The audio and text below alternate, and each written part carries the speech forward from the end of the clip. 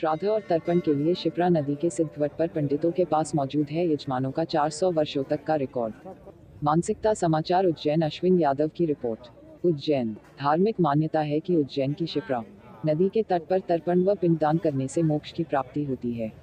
शिप्रा नदी के तट पर सिद्धवट क्षेत्र में मौजूद पंडित पुजारियों के पास पूर्वजों का 400 वर्षों का रिकॉर्ड मौजूद है, जिसमें करीब 20 पीढ़ियों तक के नाम हैं। यह रिकॉर्ड पोथी में दर्ज है।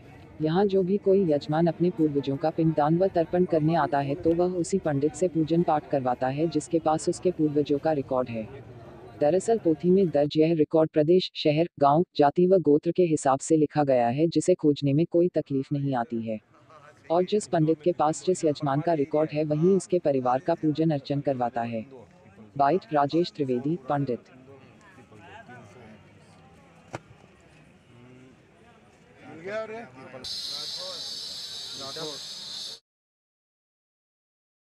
लोग जब तीर्थ में आते हैं तो तीर्थ से उनके परिवार का इतिहास 8, 10, 15, 20 पीढ़ियों तक का यहाँ पर मिल जाता है, जो उनके घर पर वो सहेज करके रखने की स्थिति में नहीं रहते हैं। और जो लोग जब तीर्थ में आते हैं तो पूर्व में उनके पूर्वज यहाँ आकर के जिन्हें तीर्थ पुरोहित या तीर्थ के गुरु बनाकर चले जाते हैं, तो एक प्राचीन काल से हमारी सनातन धर्म संस्कृति की परंपरा चली आ रही है कि हम हमारे गुरु के माध्यम से ही तीर्थ के अंदर कार्य करें।